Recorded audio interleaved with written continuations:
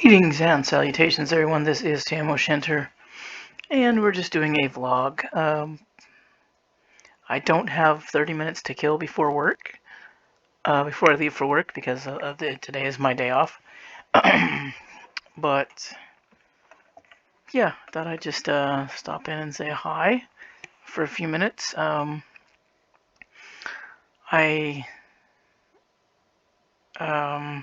slept today like I was going to be awake all night. So that's kind of a bad thing because I have to go to physical therapy at 8 o'clock in the morning. And I don't really want to stay up all night, and I probably won't because I actually feel tired, which is kind of weird, and also cold. The temperature's kind of gone into full fall. Full fall, no Indian summer. Well, we technically kind of had a little bit of an Indian summer just like last week when it was like 90 degrees outside. Now it's, oh, ouch, my elbow. I don't know what the temperature is like now. What is it? I'll check real quickly. My little, it says 50 outside. I don't think it was much more than maybe 58 or 60 degrees outside. Maybe a little warmer than that. This afternoon, I believe that because I went outside to grill some steaks tonight, and I was wearing shorts and Crocs, which I know are absolutely hideous shoes, but if you have plantar fasciitis, which I do, for some reason that actually helps. I don't know why, just because it's maybe they're so squishy. I don't wear them in public, generally speaking. I wear them as house shoes and around my backyard shoes, and even they're a little treacherous for around the backyard shoes, just because they tend to be slippery if the grass is or the ground is wet or the grass is wet. And there's actually no ankle support, so in my backyard we have like a silver maple tree, so the roots on that silver maples are trees that grow really, really fast, if you don't know. So you can get a big tree pretty quickly, but they also have these just massive roots, and they don't ever stay in the ground for some reason. So you have, so like my yard is lumpy because there are roots for this freaking tree. I love that tree. Don't get me wrong, I hope nothing ever happens to it, but it makes the ground uneven and lumpy. And so I have wickedly bad ankles, so it's a little treacherous for me to wear Crocs. However, basically I just wear them for house shoes because I hate being barefoot with a passion. Unlike my sister, who can't keep shoes on her feet and has broken her toes, actually has a broken toe right now, breaks her toes like every 15 minutes from slamming them into things, and I don't know why she won't put on a pair of shoes because that seems a bit ridiculous to me, but whatever. So yes, I was outside grilling in short sleeves, a pair of shorts, and a pair of Crocs, no socks on, and I'd like to have froze to death. It was a little windy, a little bit breezy, a little bit cool. Like my legs weren't too bad, my arms weren't too bad, but my poor toes, well, it was like they were in a freezer. Um, so I had to come down and put on my hospital slippers over onto my feet to keep my feet warm. And by hospital slippers, I love hospital slippers. I just actually went on Amazon and ordered more hospital slippers. And by hospital slippers, I mean those terry cloth socks with the little grabbies on the bottom. The little, so that you don't slide, the anti-sliding little rubbers or whatever. I love those fucking things. You get them when you go to surgery, and I decided that although I go to surgery quite often to fix one joint or another,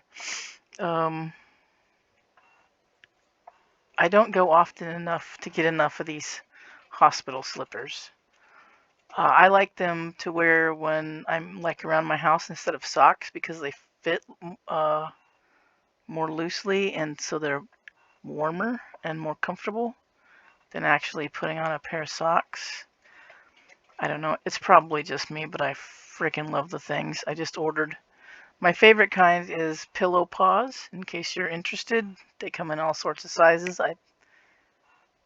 From like small to 3 extra large. They're awesome. I love them. They make me happy. And I've been throwing away uh,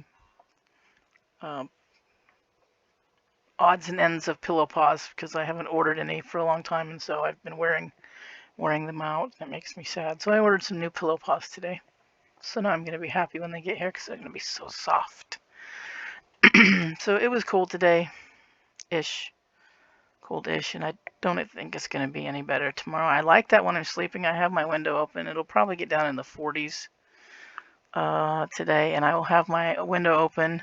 Then I will have the fan right in front of the window sucking all that 40-something degree air into my bedroom because I like it cold, and then I sleep. It seems like I would then pile on a lot of blankets, but usually I just have my sheet and then one of my little fuzzy blankets. I do have 2 fuzzy blankets on the bed, but usually I just use one, otherwise I get too hot. So I'm looking forward to sleeping tonight. It's going to be great. But yeah, I'm just here to say, today officially is the day that I was supposed to be able to start typing again, to start gaming. I typed a little bit last night at work, just kind of testing the waters. Like typing my passwords in. It's not, it's just a few letters and numbers and not letters and numbers and symbol-y things. And I did that a couple of times, and it really started to hurt my elbow. So I know that the doctor said 2 weeks, but I really don't feel like I'm ready. I might game a little bit, like I said previously on games that don't require a lot of me using my right hand on the keyboard much. I mean, every once in a while a little poke would be good, but I don't think I should be typing full on yet, and I don't think that I should be gaming full on where my hand is always on the keyboard. I should be able to go back to playing some of the games though, because I'm not using the keyboard with my right hand. I'm using the mouse. So I should be able to start playing some things again. I'm just going to take it easy though, because I don't want to like stress out my arm on the mouse either. Because I kind of leave it my arm hanging right now. Because where the incision was and where the tendon was that they worked on, since it's golfer's elbow or medial epicondylitis, if you want the medical term for it, it's on the bottom side and the inside of my elbow on the bottom where that tendon attaches. So putting my elbow on hard things like armrests, I mean my armrest is padded, but it's like solid padding. It's not like puffy feathers and rainbows padding. So it kind of smarts when I do that a little bit. There's still a little bit of swelling in there, and it's kind of annoying. So I'm kind of just leaving my elbow, like right now it's hanging. My wrist is on the wrist pad, on the mouse pad on the desk, and the rest of my arm is just kind of hanging there. And actually the armrest on my chair is hitting just above the elbow, about maybe a couple inches, and that's kind of what's holding it. But so I don't know how I'm going to do on the gaming thing. I think I'm just going to go slower and maybe play like a 30-minute session a day or something like that, and for another week, and hope that it starts to feel better. I did start physical therapy yesterday, since yesterday was Wednesday and not Monday, so I couldn't forget it. And honestly, there was just that was basically a bunch of stretching a little tiny bit of range of motion, like turning my wrist from palm up to palm down, just to like move that tendon, rotate it or do whatever with it, and then bringing my arm up to about 90 degrees, which is about where it starts to get tight, and I start feeling pressure in the joint, which some of that might be swelling, but I personally am not willing to push it any further than that just now. On my own, I might, because like I'm at 90 degrees right now, and I push a little bit more, and it goes pressure first, and then it starts to go into like a bit of a pulling pain. I don't think pulling pain is good, and actually no pain should be good. We should be having not pain.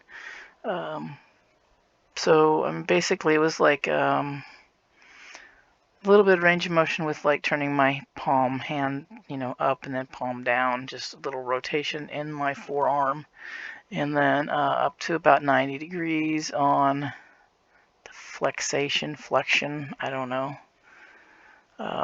whatever you want to call that, and then some massage. Massaging my arm because my arm is a bit swollen. The joint's a bit swollen. My forearm's a bit swollen. It's not like huge or anything, and to me it's not noticeable. But when they get out the tape measure and start measuring, they're like, yeah, a little bit swelly. So they, they just massage and rub on the, my forearm and kind of reallocate the swelling around the edema. And then I got to this electronic stim, and then my favorite thing in the whole entire world during rehab or physical therapy is the icy squeezy machine.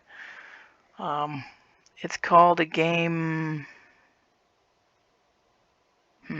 something, I forget. Game Ready? Might be called a Game Ready. I don't really know. I forget. I just call it the icy squeezy. They all know that I love the icy squeezy. I fell in love with the icy squeezy during one of my knee surgeries. So at the end of my little bit of physical therapy, and just like they also stretched, because I've been keeping my elbow pretty flat and extended, my arm extended straight out, because that's far more comfortable than it being bent. But I'm still. Just when I was laying it out, my physical therapist was like, "Yeah, you're not bending it. I mean, it's not straightening all the way. It's tight." So she straightened it. It didn't hurt. It's just as tight because they've worked on that tendon. It's kind of like pulling up on it a little bit, and it's swelling and all of that stuff. So she just like pulled it straight, maybe stretched it with a little tiny bit of hyperextension just to, stretch that out a bit. And then we do icy squeezy and electronic stim at the same time. So you get these nifty little patches, 4 little patches that you put on your arm around the injured area. And then that's hooked up to electronic stim machine. And then the icy squeezy, which to me is I actually, the first time I used icy squeezy on the knee surgery, one of the knee surgeries that I went through, the first knee surgery that I went to them, I've had 3 knee surgeries, but I only went to them one. The first knee surgery I had, this physical therapy place in my town didn't exist, so I went someplace else. But the second time I had knee surgery, which was 5 years ago, and the third time I had knee surgery, which was 4 years ago, I went to these guys, and the one 5 years ago was the first time I got to play with icy squeezy, and I was like instantly in love with icy squeezy, and I wanted to buy one and have it at my house. The problem is icy squeezies are expensive. It's like $5,000 for the unit, and then that's not counting all the different kinds of sleeves that you can buy, and those run from like $200 or $300 to $500 or $600, $700. So I was like, oh, damn it, because I really wanted one. So the icy squeezy is a machine that has ice water running through it. It pumps ice water into a sleeve. which they have various sleeves to go over various body parts. Obviously, mine was an arm sleeve, a lower arm sleeve. Actually, it was pretty much a whole entire arm sleeve because it's pretty long. So, but they have sleeves specifically for shoulders, for legs, etc., and so forth. And so I had you put the sleeve on, and it kind of you put it over the top of the electronic stem. So you got the electronic stem on your arm, then you wrap this thing around, and they pull it like snug but not tight, and it velcros.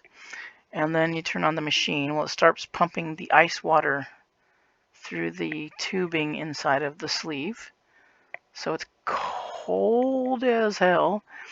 And then the sleeve, the machine blows up the sleeve. So it like inflates and starts squeezing your bit, your whatever bit you have stuck in it. And it squeezes, squeezes, squeezes, squeezes, squeezes. And then it kind of lets off. Goes down, goes down, goes down, goes down. Then goes up, goes up, goes up, goes up, and squeezes you some more. I don't know why I love that machine so much. It felt so good on my surgery knee the first time that I was instantly in love with it. I wanted it so bad. A lot of people don't like it because it gets too cold, and they can't stand the cold. Me, when they were putting it on my knee, I fell asleep. I would fall asleep. I was like, this is the greatest thing ever. And then, of course, you have the electronic stem, so your muscles are tingling and buzzing underneath all of that. It's just amazing. I love that machine. I really like to have one.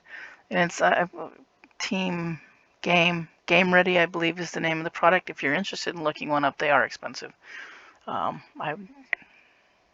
If I made twice as much money as I did, oh boy, yes, I would have one of those. I can't really, even though I'm constantly in need of some kind of joint repair, it seems, I really can't justify the amount of money that it would take for me, because it would probably cost me $8,000 or $9,000 to get the sleeves that I would need, plus the machine, and I can't, justify that really. So that makes me sad because I really want one. I'm sure there are cheaper ones out there, but they probably don't squeeze. I like the squeezing part as much as I like the icy part. And then any of them are not going to have electronic stem because I obviously don't have an e-stem machine at my house. And I have no idea what one of those costs, but I'm sure it's not cheap. Plus all the little sticky pads you have to use. So, yes, that's the dealio. So I got that done. I have to go tomorrow at 8. And then I think I have 10 visits approved by insurance or something like that. So probably what, three weeks of physical therapy, and then we'll be all done. And hopefully I should be seeing the doctor again. I think I'm supposed to see the surgeon again on the 29th of October. 29th this month. To see about a full, if I'm ready to be completely released from medical restrictions by that time or not. They thought I would be, but they wrote on all of my work paperwork that it would be 8 weeks and not 6 weeks, just in case. They figured by 8 weeks I should be pretty good. So we'll see how it works out.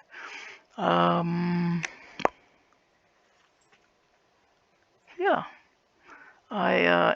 Anybody in the comment sections, if you're listening to this, I know I'm doing this quite a lot, and I'm sorry for that, but it is just boredom, straight up boredom. If anybody knows or has any book suggestions, throw them at me. It doesn't really matter what kind of book. No romance or any of that kind of stuff, and none of them stupid books by people who can't write like Stephanie Meyer and Dan Brown. Please don't send me bad authors. That's really the only thing that I request is don't send bad authors that can't write or write poorly, because I don't like terrible stories that are written badly. Um, even if they are successful, that doesn't mean that they're good books. So that, and if you tell Dan Brown fans and Stephanie Meyer fans that, they get a little upset. It's just like, oh my gosh, no, they're bad writers. They're just bad. Those are two that I know for sure are bad because I read the first book that Stephanie Meyer wrote, whatever the hell it was called. And I was like, well, it's not written very well, but the plot is kind of interesting. So I'll kind of read. So I read the whole thing. I was like, it's not great, but we'll see. And then I was like, okay, there's another book in the series. So I got about 2 chapters, and then I'm like, oh my god, this book is so bad. And that would be the Twilight series, if you're not familiar. Because I will read just about anything. I don't care. I'm not picky. I read a lot of young adult books because I work with juveniles, and in our facility we have a library that's funded by, because we also have school, and it's part of the public school system for the city. So we have our own teachers and principal and paras and all of that kind of stuff. And so there's a library in the school, and school books, school purchase books by the school district, and I read a metric shit ton of those books. They're not all young reader books or young adult books. They're all manner of books, all fiction, nonfiction, series, young adult, young children, because some of our kids come in at 15 and 16 and don't know how to read. So we have some books like Clifford the Big Red Dog and things like that when our teachers are teaching our children to read. So I will read practically anything. The story should be good or at least interesting. The plot, the writing should be not sucky. I can't stand poor writing. It drives me insane. I can stomach some poor writing if the story's good. If it's really good, I can get past a little bit of stuff.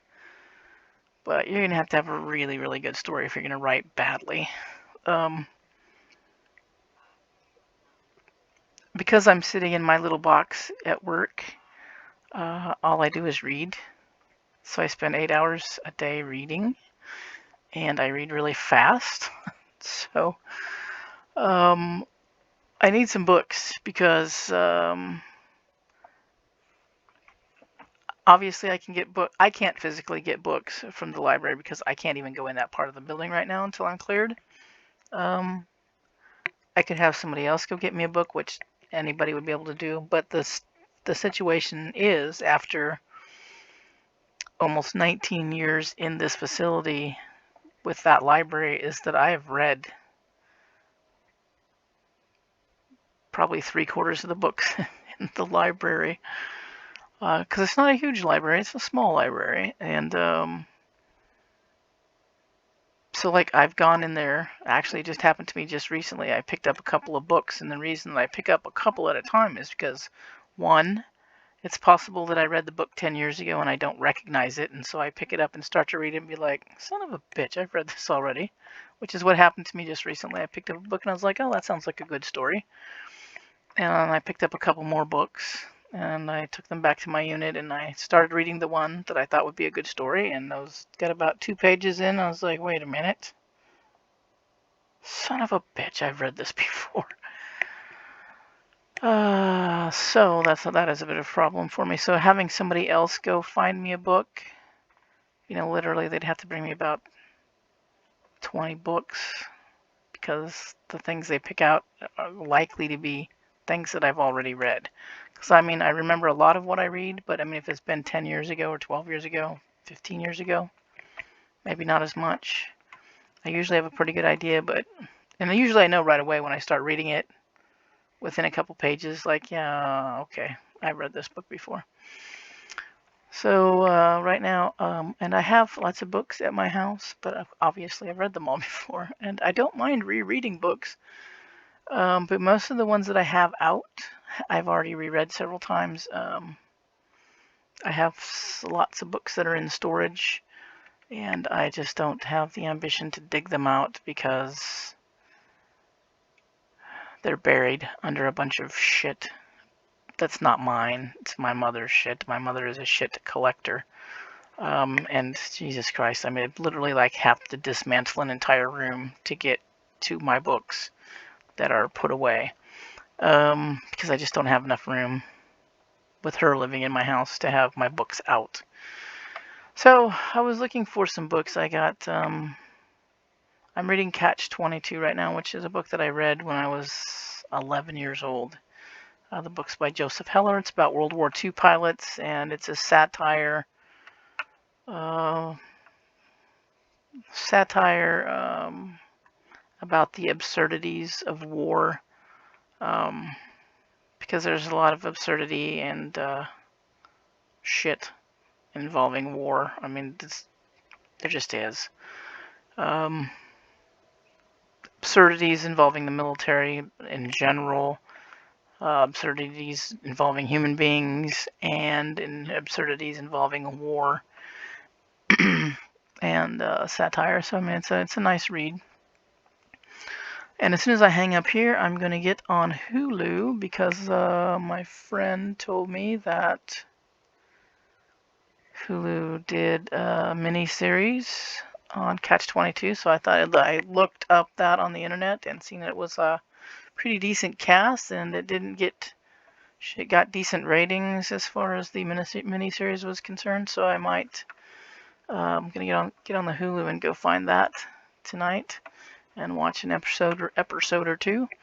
But yeah, if you have any book suggestions, like I said, I will read just about anything from young adult books like the Harry Potter series to like Tolkien, the Lord of the Rings. I don't just read fantasy, for the record.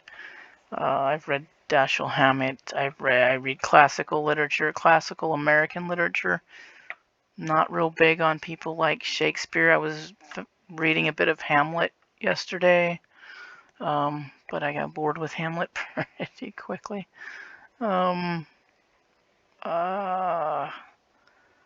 I've read a lot of the books that are on like the top 100 books that you should read in your lifetime thing, because I like to read. I've read the Canterbury Tales by Chaucer, which, for the record, is pretty hilarious. You should read it if you can stand reading Old English. I'm sure there are modernized versions as well in plain English, but oh my gosh, those stories are pretty hilarious.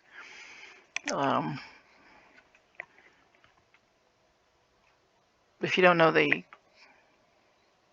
backstory, but if you've not read Chaucer, Geoffrey Chaucer was a author, English author way back days, like I don't know, 1700s maybe, 1600s.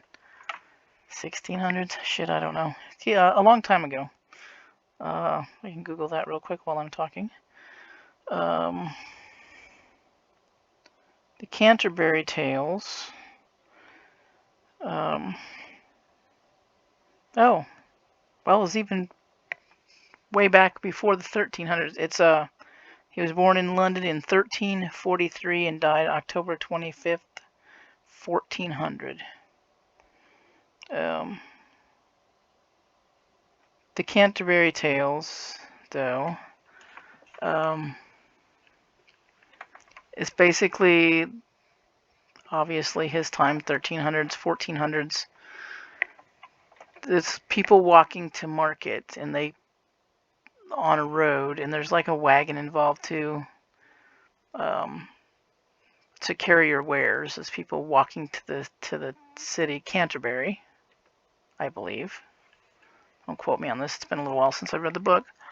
Canterbury, and as they go along, they pick up merchants and people that are going to Canterbury to sell their wares as entertainment on this long ass walk to the city. they have a little contest of who can tell the better tale. So there's several different little stories being told by the members of the party as they're walking towards Canterbury, or I believe it's Canterbury, but I can't remember for sure. And so these stories, some of them are pretty randy, blue, little, oh no, how naughty, little naughty. But they're pretty hilarious. It's a pretty funny book. So if you have any book things, I will read literally just about anything. Like I said, the only really criteria I have for reading a book is not a romance novel. Please don't subject me to such nonsense. Oh my gosh, no smut. I don't need to read 50 Shades of Grey. That's just a little vomity. And really, I haven't ever read it. I don't want to, and it's probably poorly written just because it's an icky book. I have no problem with being smutty, just for the record. Be smutty as much as you'd like to be. That's not really what I want to read, though. If you want to watch smut, read smut, I don't care. But I'm going to be at work, and I don't really want to read smut at work, and I don't really want to read smut, period. To be honest, I don't find it that interesting. Since I'm not a prude or anything, it doesn't do. A lot of people that I work with, or I shouldn't say a lot of people. Some of the people that I work with read a lot of smut. You know, vampire or magical creatures and ladies, and to me it's just freaking ridiculous. But whatever. So yeah, anything, really. I'm not picky. I like tales. I like good tales. Can be fiction, nonfiction. If you know anything, just toss it out there, and then I can look it up and see if it's anything that I would be interested in reading. So yeah, I'm reading Catch-22. I have another book coming, which is an autobiography or a memoir. I guess a memoir would probably be a more accurate description of Christopher Hitchens. That just arrived today. I've seen the package on my table. So I have a couple of books. I'm almost done. I'm about 3/4 of the way through Catch-22, and then I will read Hitch-22, which, yes, is a playoff on the Catch-22. I didn't even know that until recently. I was watching some YouTube videos with Christopher Hitchens. If you don't know, he has passed away a while back. So I thought, oh, they were talking about Hitch-22, and I was like, oh, he has a memoir. I'll check that out, because I will read anything. And I rather liked him. He's he's an English author and journalist. He lived in the U.S. for many years. He's an atheist, great speaker, very sharp-tongued and witty, very intelligent and educated, and I like smart people. They make me happy. So that's the reason I like him. Pretty much. I like the sharp tongue. I like the wit and the humor. I like him in debates. And I like the fact that he's really bright. Really bright makes me happy. So, oh my gosh, I've gone 30 minutes already. I wasn't planning on talking this long. So yeah, if you have any book suggestions, and it can be anything about, it could be something like a zombie apocalypse story, or it could be something highbrow like classical American literature, or anything in the between. I've read zombie and apocalyptic books, or ebooks and stuff like that. I'm not getting any ebooks because my little tablet is dead, so I can't read any ebooks. Now I'm looking for physical hardback copies, which I prefer to the ebooks anyway. But so if you have any suggestions, dash them into the comment sections. literally anything. If you even autobiographies or memoirs, if you think there's somebody that I would be interested in reading, I like smart people. Uh, Smart folks make me happy. So if you have any memoirs of particularly smart people, that would be awesome. But any books, any kind of a book that you've read that you liked. I've read there's a whole bunch of Jodi Picoult. I'm not really sure how to say her name. Picoult. And I'm gonna talk about her and then I'm gonna end this video. I've seen her books a lot, and we have several of them in the school's library at work. And I kept picking them up because I kept seeing them. You know, the kids were reading them a lot, and I was like, God, I don't think I'm gonna like this author. I keep reading the books. It's all about. It seems to be all very female based. I can do a little bit of that, but I want to. You know, I don't want every character to be lead character to be a female. A little back and forth would be nice. I was afraid they were going to be very sappy, crappy, annoying romance or other sappy crap. I'm not a sappy person. I don't want to read sappy shit. And that's what I was afraid they were going to be. And then I found one day I was just like, oh, there's so many of these books. I'm just going to pick through and find one that seems to be the least obnoxious of these titles. You know, I'd flip the title over. That title sounds horrible. It sounds like some sappy romance shit. And I'd flip it over and read the back and be like, you know, oh, yuck, I don't like that. And I went through until I found one that didn't seem to be, well, it absolutely wasn't a romance or sappy shit. It was about an autistic boy. And I was like, okay, I can get through, I think I can get through this one. Really, really liked the book. So I started going back through and finding other stories that didn't seem as sappy. And what eventually ended up happening is that I ended up, she writes very well. She tells really nice stories. I ended up reading all of them, even if I thought they were going to be sappy. The one that I left for last because I thought it was going to be some sappy, girly bullshit was My Sister's Keeper, because I thought it was just going to be like romance, sap, crap, girly crap. And I just can't deal with that. But it was nothing like that at all. The title was very misleading, and yeah, so it was actually a really good book. So yeah, sometimes I judge books and then I read them and be like, I wasn't actually judging the book so much as I was judging the author by the titles of the books, which should be an important clue if you're an author. Be careful what you name books. You might turn off people just by what the title of your book is. Had I not read any of the other books that Jodi Picoult has written that we have in our library, I would have never ever read a book called My Sister's Keeper, ever, in a million years. I only read it because I read her other stuff, and she just wrote so well that I was willing to take a chance on a book that I would have never otherwise read just by the title. So there you go.